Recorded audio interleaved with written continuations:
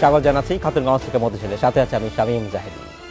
ভারতের তৈরি পোশাকের ওয়্যার হাউস এবং ডিস্ট্রিবিউশন সেন্টার স্থাপনে জমি চেয়েছে এ খাতের বাংলাদেশি উদ্যোক্তারা। এছাড়া দেশটিতে 1000 বিক্রয় কেন্দ্র স্থাপনে আগ্রহী বিজিএমইএ এবং বিকেএমইএ।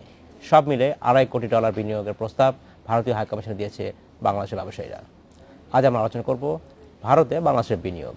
এ নিয়ে আলোচনা করতে আমার সাথে স্টুডিওতে রয়েছেন বিজিএমইএর সাবেক সহসভাপতি এবং জায়ান্ট গ্রুপের ব্যবস্থাপনা পরিচালক ফারুক হাসান এবং সেন্টার ফর পলিসি ডায়ালগ বা CPD research fellow Taufiqul Islam Khan. জনাব তৌফিকুল ইসলাম খান এবং জনাব ফারুক হাসান, আপনাদের স্বাগত জানাচ্ছি অনুষ্ঠানে। কেমন আছেন আপনারা? জি, ভালো। জনাব ফারুক হাসান, প্রথম প্রশ্নকে স্বাভাবিকভাবে আপনাকে দিয়ে শুরু করতে চাই। বিজিএমএর পক্ষ থেকে একটি প্রস্তাব পাঠানো হয়েছে ভারতীয় হাইকমিশনে, যেটা এর আসলে এটা একটা ফলো আপ। এর আগে ভারতীয় প্রধানমন্ত্রীর সাম্প্রতিক সফরকালে বিজিএমএ থেকে বলা হয়েছিল যে আপনারা 50 একর জমি চান, যাতে আপনারা বিনিয়োগ করতে পারেন, ব্যবসা করতে পারেন। এবং প্রস্তাবে বলা হচ্ছে আপনারা সেখানে ওয়্যার হাউস করতে চান এবং কিছু বিক্রয় কেন্দ্র করতে চান। এটা আসলে কীভাবে আপনারা করবেন, যেহেতু বিজিএমএ অনেকগুলো প্রতিষ্ঠানে একটি অ্যাসোসিয়েশন, কীভাবে আসলে পরিচালনা হবে, কারা করবে এটা? আসলে আমরা যদি একটু এভাবে দেখি যে আমরা ইন্ডিয়াকে আমরা মনে করি যে একটা বিরাট মার্কেট ফর আস, ওখানে এখন মোর দেন $30 বিলিয়ন কিন্তু অ্যাপেল মার্কেট, এবং প্রতি বছর ওখানে 15 থেকে 18% করে মার্কেট গ্রো করছে। তো আমরা মনে করি যে নেক্সট 5 ইয়ার্সের মধ্যে এটা $60 বিলিয়ন একটা মার্কেট হবে। আচ্ছা, আমরা 2008-9 থেকে কিন্তু ওখানে ইন্ডিয়াতে এক্সপোর্ট করাটা শুরু করি। মানে 2009-এ এসে আমরা ইন্ডিয়ান গভর্নমেন্ট আমাদেরকে 8 লক্ষ পিসের ডিউটি ফ্রি একটা পজিশন দেয়, এবং সেটাকে আমরা নেগোশিয়েট করে 2011-এ এসে সেটাকে 10 লক্ষ পিসে আমরা নিতে পারি। এবং 2011-এ এসে ওই সময় যখন প্রাইম মিনিস্টার ছিলেন মিস্টার মনমোহন সিং আমাদেরকে ডিউটি ফ্রি স্ট্যাটাস দেয় মোস্ট অফ দ্য গার্মেন্ট প্রোডাক্টে। রাইট। এবং আমরা মনে করি যে as a neighbour country and তাদের যেইভাবে জনসংখ্যা বাড়ছে, আগামী 5 বছরের মধ্যে তাদের জনসংখ্যা ইভেন মিডল ক্লাস 26 কোটিরও উপরে হয়ে যাবে, এবং তাদের বাইং পাওয়ার এবং তাদের ইনকাম কিন্তু দিনে দিনে বাড়ছে। So we believe that this is going to be a good market for us. এবং সেই হিসাবে আমাদের কিন্তু 2008-9 যেটা জুলাই টু জুন যে ফিনান্সিয়াল ইয়ার, সেখানে আমাদের এক্সপোর্ট ছিল 10 মিলিয়নে। সেই জায়গায় আমাদের লাস্ট ফিনান্সিয়াল ইয়ারে এটা 100 মিলিয়নের মতো, 96 মিলিয়নে এসেছে। আমরা মনে করি এটা ইজ নট এনাফ। সো এখন যে জিনিসটা আমাদের একটা এসে দাঁড়িয়েছে যে আমরা টাইমলি ওখানে প্রোডাক্ট পৌঁছানো, সেই কারণে আমরা যখন লাস্ট প্রাইম মিনিস্টার এসেছিল মিস্টার নরেন্দ্র মোদী, ওনাকে আমরা রিকোয়েস্ট করেছি যে আমাদের ওখানে একটা জায়গা দেওয়ার জন্য। জায়গা দিলে যে আমরা একটা যে ডিস্ট্রিবিউশন সেন্টার আমরা ওখানে করতে চাই, ওখানে একটা ওয়্যার হাউস করলে, এবং ইভেনচুয়ালি আমাদের একটা টার্গেট আছে যে অ্যাবাউট 1000 স্টোর ওখানে ওয়ার্ল্ড, মানে ওখানে সেই স্টোর তো যে 50 একর জমি চাচ্ছেন সেটা বাইরে, সেটা বাইরে 50 একর বাইরে আমরা ইভেনচুয়ালি একটা করে স্টোর ওখানে করতে চাই।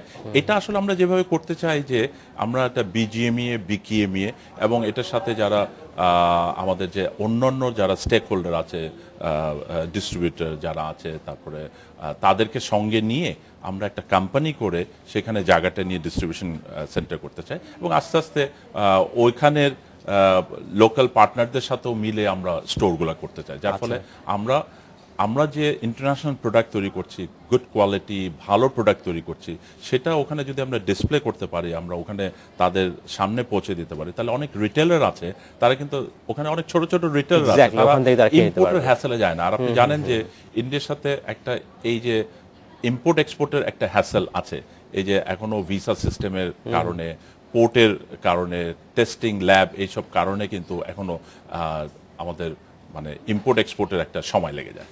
ধন্যবাদ জনাব হাসান। আমি আপনার কাছে ফিরে আসবো। জনাব তৌফিকুল ইসলাম খান, আপনার কাছে জানতে চাচ্ছি যে ট্রেডিশনালি যেটা হয় এক্সপোর্ট না করে বিজিএমইএ সেখানে ওয়্যার হাউস করতে আছে বা অনেক স্টোর করতে আছে, রিটেল স্টোর করতে আছে, এর মাধ্যমে তারা আসলে ব্যবসাটা বাড়াতে চায়। এই যে নতুন অ্যাপ্রোচ, সেই অ্যাপ্রোচকে আপনি কীভাবে দেখেন? না, এটা আমার মনে হয় যে 30 বছর হয়ে গেছে বা 30 বছরের বেশি, 35 বছর হয়ে গেছে বাংলাদেশের যে গার্মেন্টস শিল্প আস্তে আস্তে একটা পরিণত হয়েছে। এখন আমার মনে হয় যে বাংলাদেশের উদ্যোক্তারা অনেক আগ্রহী আছেন যে বাইরে আরো কিভাবে বাজার সম্প্রসারণ করা যায়, আরো কিভাবে সেখানে বিনিয়োগ করা যায়।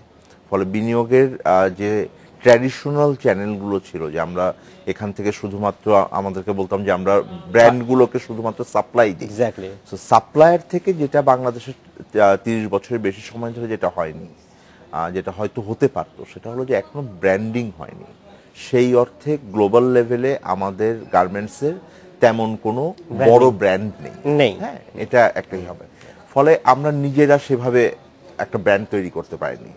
এখন এটা ঠিক আমি জানি না যে স্পষ্ট না যে এটা ওনারা যেভাবে করবেন এখন, সেটা কি আমরা সাপ্লায়ার্স হিসেবে যাওয়ার ক্ষেত্রে এক ধরনের কথা বলছেন যে ডিস্ট্রিবিউশন সেন্টার থাকবে যেখান থেকে উনি বলছেন ওখানকার রিটেইলাররা কিনে নেবে, সেটা হয়তো বলছেন কিনে নেবে, নাকি আরেকটা হলো যে আপনি একটা ব্র্যান্ড তৈরি করার কথা ভাবছেন। অর্থাৎ আমাদের যে সব লোকাল ব্র্যান্ড আছে এবং যেই গার্মেন্টস গুলো আমরা পরি, যেহেতু আমরা গ্লোবালি কিছু কিছু প্রোডাক্ট আমরা যেমন শার্ট, কটন টি শার্ট, যেগুলো এই ক্লাইমেটের জন্য খুবই পপুলার এবং আমরা এটা এক্সপোর্টও করি, সেই ধরনের ক্ষেত্রে আমরা আসলে ব্র্যান্ড তৈরি করতে পারবো কিনা এখন আমি ঠিক জানি না। যে ব্র্যান্ড তৈরি করার ক্ষেত্রে ওনারা কি অ্যাপ্রোচে যাচ্ছেন, সেটা হলো যে বিজেএমইএ একসাথে এটা কিভাবে করবে এবং এর ভিতরে আবার উদ্যোক্তারা কি থাকবেন।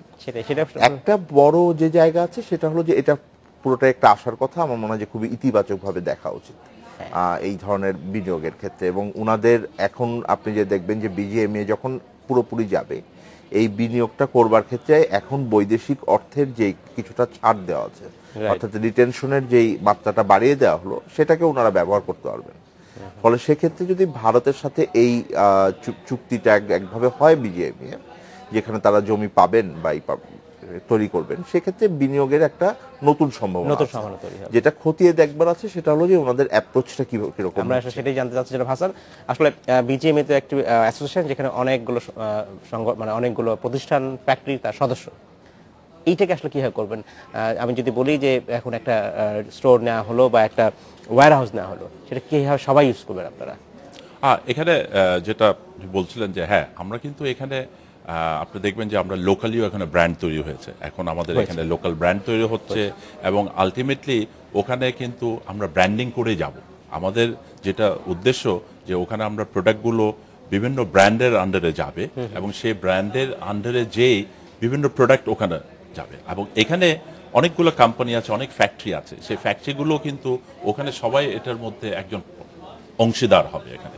এবং সেই অংশীদারের স্বার্থে, বিকজ এটা একটা কোম্পানি ফর্ম হয়ে যাবে, এই কোম্পানিতে বিজিএমইএ বিকিমের যারা মেম্বার আছে, তারা যারাই এটাতে পার্টিসিপেট করতে চায়, তারা ইটস ওপেন ফর এভরিবডি। এবং আমাদের উদ্দেশ্যটা হলো যে প্রোডাক্টটাকে সহজলভ্যতা করা, এখানে প্রোডাক্টটাকে অ্যাভেলেবল করে দেওয়া ওখানে, সো দ্যাট ওখানে যেন যত ধরনের কাস্টমস রিলেশন আছে এগুলোর জন্য প্রোডাক্ট টাইমলি পৌঁছাতে পারে না। বিকজ আমাদেরকে একটা জিনিস হচ্ছে যে গার্মেন্টসটা কিন্তু একটা সিজনাল প্রোডাক্ট, গার্মেন্টসটা কিন্তু একটা ফ্যাশন প্রোডাক্ট, সো এটা টাইম এবং সিজনের মধ্যে পৌঁছাতে হবে। এবং সেই কারণে যদি আমরা টাইমলি পৌঁছাতে পারি, যেমন বিভিন্ন অকেশন আছে আমাদের এখানে, যেমন ঈদে সেল হয়, তাদের ওখানে পূজা আছে, দিওয়ালি আছে, এগুলাতে তাদের একটা মেজর সেল হয়। ঈদেও হয়, বাট তাদের ওখানে মেজর সেল হয় পূজা এবং দিওয়ালিতে, এবং নিউ ইয়ার্স এগুলো তো আছে, ক্রিসমাস, নিউ ইয়ার্স আছে। সো আমরা উদ্দেশ্য হলো যে আমাদের ব্র্যান্ডিং করা এবং আমাদের বিভিন্ন ব্র্যান্ডে যেসব আমরা ডিজাইন আমরা করতে পারছি সেগুলোকে নিয়ে অ্যাভেলেবল করে দেওয়া এবং সেখান থেকে একসাথে আসলে নতুন একটা মার্কেট দখল করতে পারবেন। ধন্যবাদ। আমাদের সময় হচ্ছে একটা বিরতিতে যাবার, ফিরছি শীঘ্রই, সাথেই থাকবেন।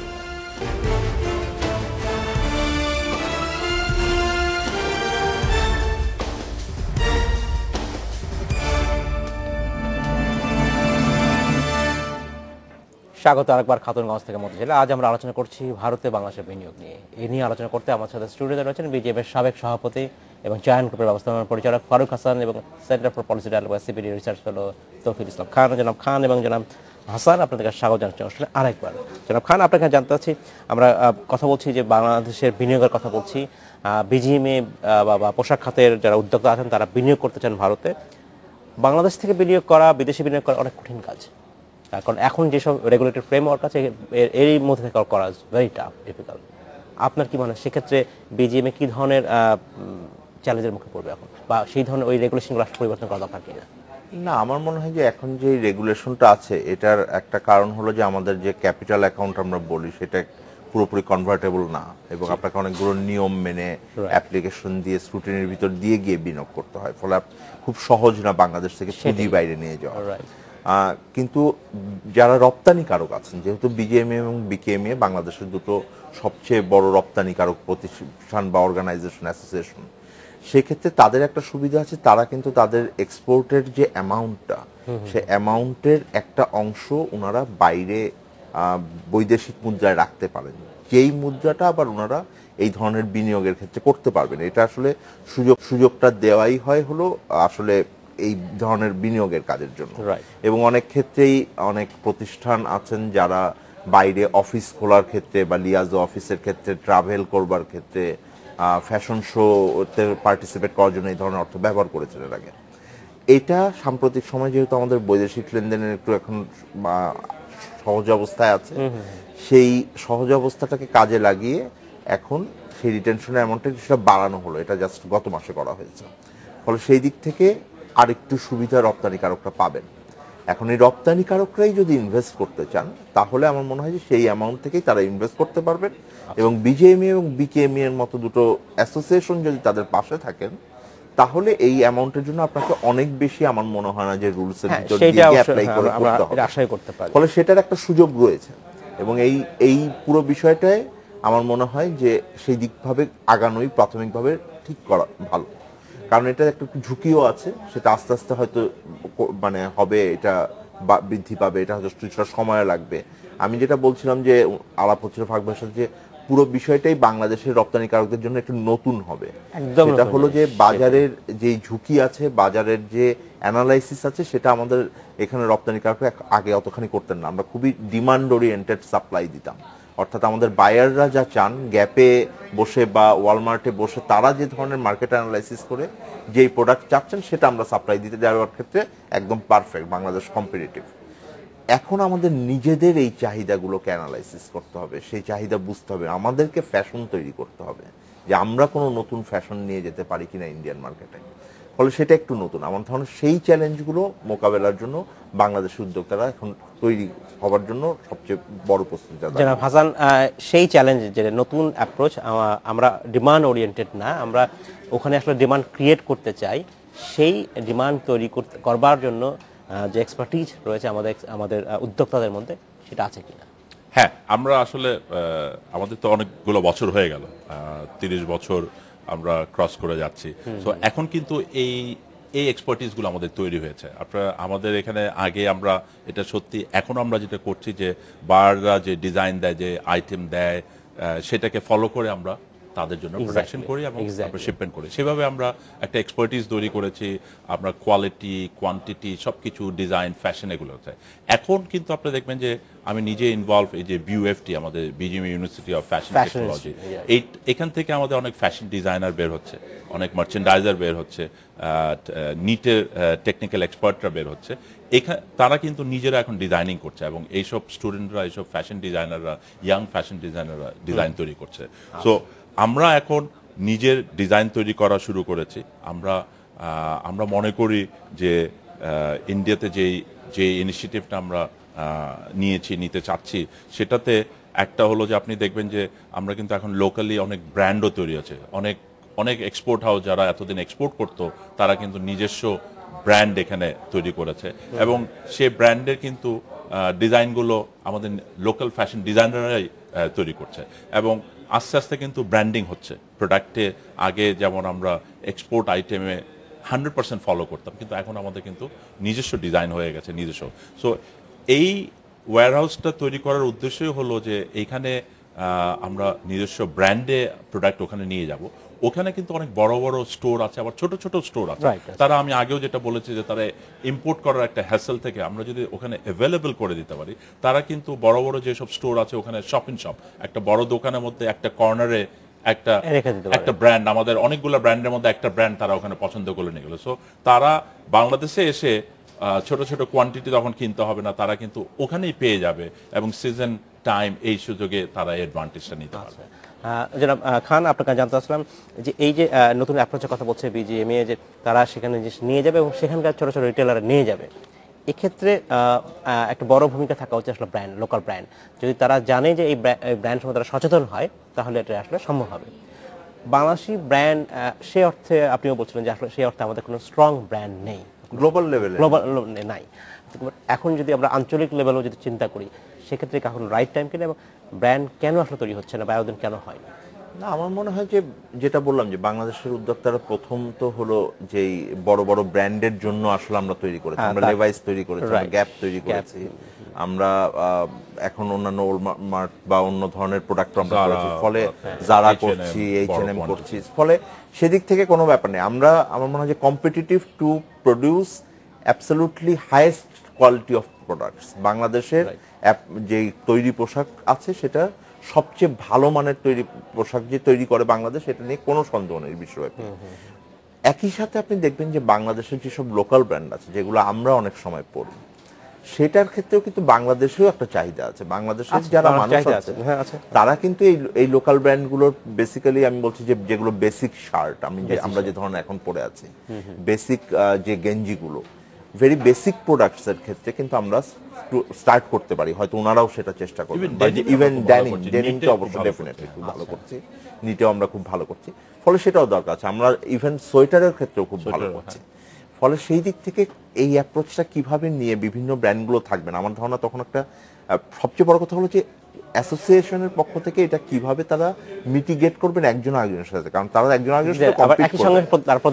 এটা আমার কাছে মনে হয় যে ওনারা, আমি নিশ্চিত যে ওনারা হয়তো খুব ভালোভাবে চিন্তা করেছেন যে এটার ম্যানেজমেন্ট কি হবে, এটা কিভাবে আসলে কাঠামো তৈরি হবে এবং কিভাবে তারা এটা ওখানে ডেলিভারি করবেন, সেই বিষয়ে আমার মনে হয় যে তাদের একটা প্রস্তুতির ব্যাপার আছে এবং তারপরে ইনভেস্টমেন্টের ব্যাপার আছে।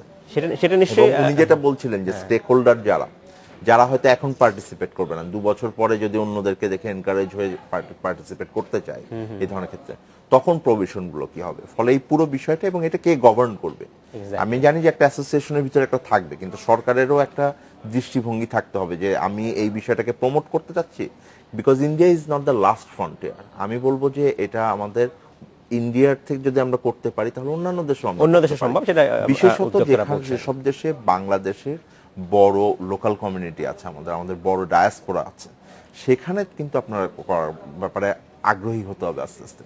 যেমন লন্ডনে আছে, আমি যদি জানি যে লন্ডনে যদি আপনি ইস্ট লন্ডনে আপনি খোলেন আমাদের এই ব্র্যান্ডগুলো, ইভেন আমাদের যেই আড়ং থেকে শুরু করে 2-1 জন বোধহয় খুলেছেন, তারা কি ধরনের অভিজ্ঞতা হলো, এবং বাংলাদেশের যারা, আমি যেই ফেব্রিকটা তৈরি করছি বা যে ডেনিমটা তৈরি করছি লেভাইসের জন্য, কাছাকাছি কোয়ালিটির প্রোডাক্ট আমি আমার ব্র্যান্ডে নিয়ে যেতে পারি কিনা, সেটাই আমি জনাব হাসান আপনাকে জানতে চাচ্ছি যে এই অ্যাপ্রোচ থেকে যেটা বলা হচ্ছে, আপনি বলছিলেন যেটা কোম্পানি করা হবে এবং সেই কোম্পানিতে সেইভাবে চলবে, তাহলে সেই কোম্পানি আসলে কি একটা বৃহৎ ধরনের কোম্পানি যেখানে সকল ফ্যাক্টরি বা সকল কোম্পানিগুলো জয়েন করবে, সেটা আসলে আপনারা কিভাবে চিন্তা করছেন এই আমাদের লোকাল ব্র্যান্ডকে সেখানে নিয়ে যাওয়ার জন্য, পোশাকে নিয়ে যাওয়ার জন্য? মানে আমি আবারও বলি যে আমরা কিন্তু মানে ইন্ডিয়াতে বেশ কয়েকবার ভিজিট করেছি, আমরা তাদের স্টোরগুলোতে দেখেছি তারা কি প্রোডাক্ট, এবং তাদেরও বেশ কতগুলো ব্র্যান্ড কিন্তু আমাদের এখান থেকে কিনছে, এবং আমরা আমরা দেখেছি যে ওখানে যে কোয়ালিটি বিক্রি হচ্ছে, যে কোয়ালিটি ওখানে হচ্ছে, আমরা যেটা উনি বললো যে আমরা কিন্তু এখন টপ অফ দ্য লাইন সবচেয়ে ভালো কোয়ালিটি আমরা প্রোডাকশন করছি, আমাদের কোয়ালিটির ব্যাপারে আমরা একেবারে উপরে চলে গেছি। সো আমরা ওখানে যে ধরনের কোয়ালিটি ওদের রিকোয়ার, সেই কোয়ালিটি আমরা করছি এখানে, এবং আমরা এখানে সবাই মিলে এখানে যে বিজিএম এবং বিকেএমই ইনিশিয়েটিভ নিয়ে এটা আমরা এখানে যারা যে ফ্যাক্টরিগুলো এটাতে ইন্টারেস্টেড হবে তারা এই কোম্পানিতে ইনভলভ হবে এবং তাদের প্রোডাক্ট নিয়ে ওখানে আমরা যাব ওখানে, এবং ওখানে আমাদের যেসব ব্র্যান্ড নিয়ে যাচ্ছি ওখানে সেই ব্র্যান্ডগুলো ওখানে আমরা সেল করব। হ্যাঁ, জনাব ফারুক হাসান, আপনাকে অসংখ্য ধন্যবাদ। জনাব তৌফিকুল ইসলাম খান, আপনাকে অসংখ্য ধন্যবাদ।